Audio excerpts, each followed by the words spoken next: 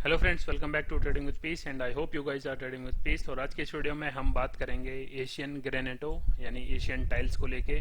तो बहुत लोगों के इसमें बहुत सारे सवाल हैं। कई लोग इस पे इन्वेस्टेड हैं 300 रुपये के अमाउंट पे, जहाँ पे आप लोग देखोगे कि जब ये शेयर कई 300 रुपये पे भी ट्रेड करता था। कई लोग इसमें इन्वेस्टेड हैं लगभग 100 रुपये और 150 रुपये पे। तो इस पर भर भर के लोग हैं इन्वेस्टेड कि जब इसने 150 रुपये के आसपास ट्रेड किया था, इस प्राइस रेंज पे बहुत लोगों ने खरीदा था कि ब्रेकआउट हो गया है और अच्छा इसमें मौका है अब ट्रेड करने का।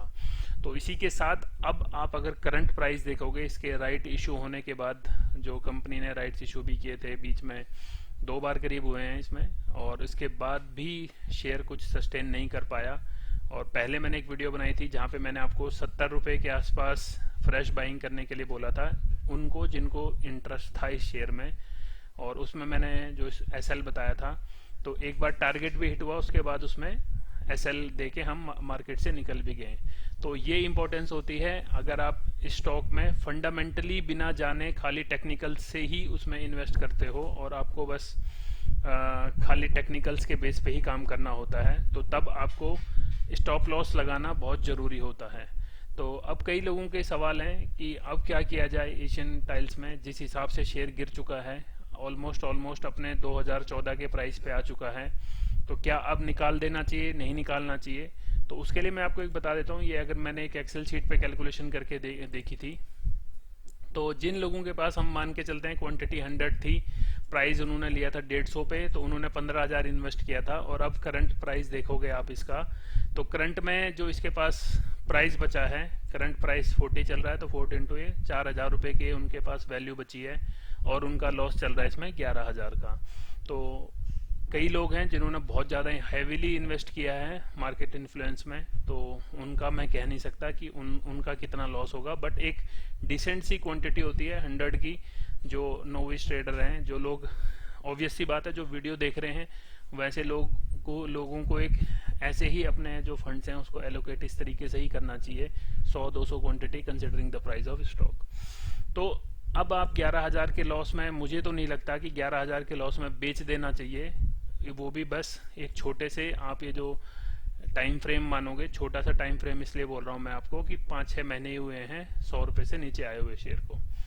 तो अभी के लिए मेरे ख्याल से जब आप इतना वेट कर चुके हैं इस स्टॉक में, तो आपको अभी इसमें और वेट करना चाहिए। रीजन बीइंग, कंपनी की अगर हम बात करते हैं तो कंपनी का मार्केट कैप है 516 करोड़ का, शेयर के जो बुक वैल्यू प्राइस है वो है 72 रुपीज, और इसी के साथ साथ आप लोग देखोगे कि शेयर जो है वो डिविडेंड भी देता है अपने शेयर होल्डर्स को। रिजर्व में है 861, डेप्ट है 200 करोड़ के लगभग। तो कंसिडरिंग रिजर्व, डेप्ट कुछ नहीं है इनके पास। सेल्स ग्रोथ आप देखोगे 21% की है। फेस वैल्यू जो शेयर की है वो 10 रुपये है।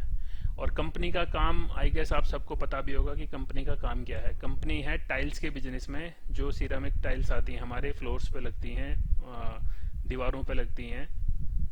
और टाइल्स का पता भी है सबको कि रेडी टू यूज रहती हैं, यानी आप लाओ, लगाओ और सीधा यूज करने के लिए। आजकल इसका जो मॉडर्न डेवलपमेंट इंडिया की बात करते हैं, डेवलप्ड इंडिया की बात करते हैं, तो उसमें टाइल्स का बहुत ज़्यादा ही बोलबाला चल रहा है। कंसिडरिंग पत्थर लोग अब कम लगाना पसंद करते हैं। रीज़न बीइंग उसकी फिनिशिंग में टाइम लगता है और उसके प्राइस भी ज़्यादा होते हैं। तो कंपनी जो है तीसरे चौथे नंबर पे आती है। अगर आप देखोगे, कजारिया टाइल्स आपने सुना होगा, सियारा टाइल्स आपने सुना होगा। सियारा टाइल्स लगभग 4,000 का है, कजारिया टाइल्स लगभग 950 रुपए के सीएमपी पे अभी आपको मिल रहा है। फिर उसके बाद आता है सोमानी टाइल्स। तो इसके बाद अगर आप इसमें देखते हो इनकी सेल्स की वैल्यू, अगर आप सेल्स देखोगे कजारिया और सियारा टाइल्स की सेल्स वेरिएशन है 3 इयर्स का, परसेंटेज में हमारे पास ही है। तो एशियन का देखोगे आप, अच्छा खासा परसेंटेज है। डेप्ट आप लोग देखोगे तो इनका डेप्ट इनके आसपास ही है। सेरा कह सकते हो एक डेप्ट फ्री कंपनी है, बहुत कम डेप्ट है उसके ऊपर। आरओसी आप लोग देखोगे उनका 24 है, 21 है, इसका 13% है। और सेल्स में आप लोग इसके नंबर्स देख सकते हो, 478 करोड़ के हैं सेल्स जो है, ये क्वार्टरली नंबर है हमारे पास। तो लगभग आप लोग देखो सियारा और इसके लगभग सेम है। तो जब हम इतनी डिटेल में बात कर रहे हैं सेल्स की, प्रॉफिट की, कंपनी के ओवरऑल कंपनी का मार्केट कैप क्या है, कंपनी का बिजनेस क्या है। तो इसके बाद अब ये बात आप लोगों को समझनी चाहिए कि जो ये सेलिंग आ रही है, इसमें हाई प्रेशर सेलिंग इसलिए है, ये अभी तक आपको कोई नहीं बता सकता कि किस लिए है। तो इसलिए मैंने आपको बताया कि इसलिए है, बट कोई ऐसा नहीं है जो आपको ये बता पाए कि इसलिए इसमें सेलिंग आ रही है। अगर कोई आपको ये बताता है कि उसे ये पता है इसमें सेलिंग इसलिए आ रही है, तो उससे पूछो कि उसने कितनी सेलिंग करके कितने पैसे कमा लिए हैं। तो अब मोटी मोटी बात ये आती है, अगर आप लोग इसमें इन्वेस्टेड हैं, तो अगर आपके पास थोड़ा फंड्स और हैं तो आप उसे थोड़ा और इसमें इन्वॉल्व कर सकते हैं उस फंड को, ताकि जो आपके पास एक इसका एवरेज, जो अगर आपने पहले 100 खरीदे थे, अब आप उसको फिर से 4,000 रुपये और इन्वेस्ट करके और अकोमुलेट कर लो अपने पास पोर्टफोलियो में, और एक लॉन्ग टर्म का विजन रखो। अब जो कई लोगों ने रख भी लिया होगा कि हम लॉन्ग टर्म तक रखेंगे, अगर आपका पूरा इसमें रिस्क मैनेजमेंट आपने सही तरह फॉलो किया तो मेरे ख्याल से आपको दिक्कत वाली कोई बात नहीं होगी।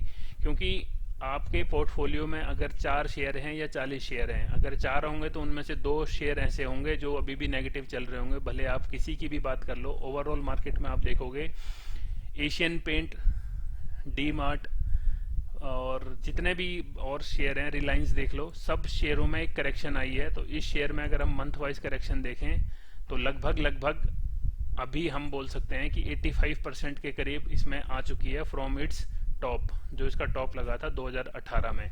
तो हम 2018 का प्राइस हटा देते हैं, हम मानते हैं कि जो अभी हमारी एक रैली चली थी, बुल रैली जिसे बोल रहे थे लोग, तो हम 200 रुपये का मान के चलते हैं कि इसमें 200 रुपये का एक हाई लगा था। अगर हम उस 200 हाई से अब की तरफ आते हैं तो फिर देखते हैं इसमें कितना नीचे की तरफ आया। तो आप लोग देखोगे लगभग 75% के करीब इसमें करेक्शन हो चुका है। और अब जिस हिसाब से मंथली कैंडलस्टिक पैटर्न बना रहा है, तो मेरे ख्याल से इस महीने तो से यहाँ पे रुकना चाहिए। और अगर आप और वेट करना चाहते हो कि अगर ये इससे भी नीचे आता है, तो यहाँ पे आप लोग इसमें एक इन्वेस्टमेंट की अपॉर्चुनिटी ढूंढ सकते हो 25 से 26 के बीच में। तो अगर इससे नीचे तो आना थोड़ा टफ लग रहा है, बाकी कह नहीं सकते कि स्टॉक मार्केट में कुछ भी हो सकता है। तो जो आप अपना पैसा और इसमें इन्वेस्ट करने की सोच रहे हैं, तो ये एक माइंड में जरूर एक लेके चलना कि ऐसा हो सकता है कि आप अगर 40 पे खरीदो तो वो 25 पे भी आपको दोबारा प्राइस आ सकता है। बट ओवरऑल जिस हिसाब से हमने फंडामेंटल की बात की, फंडामेंटल कंपनी के अच्छे हैं, ऐसा नहीं है कि कंपनी सही ट्रेड नहीं कर रही मार्केट में। और जिनको फ्रेश बाइंग, कई लोग होंगे जो अब ये सोच रहे होंगे कि 100 रुपये का शेयर अब 40 रुपये में मिल रहा है तो इन्वेस्ट कर लेना चाहिए, तो उनके लिए मैं यही बोलूँगा कि you have to put a tight stop loss. जो आपका स्टॉप लॉस होगा वो बहुत टाइट रखना है आपको। आप कोई भी कैंडलस्टिक पैटर्न पे ट्रेड करें, मंथ पे करें, वीक पे करें, डे पे करें, तो जहां पे भी आप इन्वेस्ट कर रहे हैं उसके तुरंत बाद आपको अपना एक एसएल इसमें लगा के चलना चाहिए। कंसिडरिंग बात करते हैं, अगर आप मंडे को ही ट्रेड करना चाहते हैं तो आपका जो एसएल बनता है, मेरे ख्याल से आपको 39.5 के आसपास अपना एसएल लगा के ट्रेड करना चाहिए, जो कि यहाँ पे है। और अगर फिर भी कई लोग होंगे जो रिस्की ट्रेडर्स हैं, तो वो अपना रिस्क लेके इसमें पूरा 100 तक भी ले जा सकते हैं शेयर को, और वो चाहें तो 20 रुपये तक भी ला सकते हैं। जो हैविली इन्वेस्ट है वो अपना अगर चाहें कुछ और अमाउंट इसमें डाल के एटलीस्ट अपना, यानी जब प्राइस बाउंस बैक करेगा, जैसे हिसाब से कंपनी ने अपना फंडामेंटल दिखाया हुआ है हमारे को, तो अगर वहाँ से बाउंस बैक करता है शेयर तो आप थोड़ा जल्दी भी निकल सकते हैं।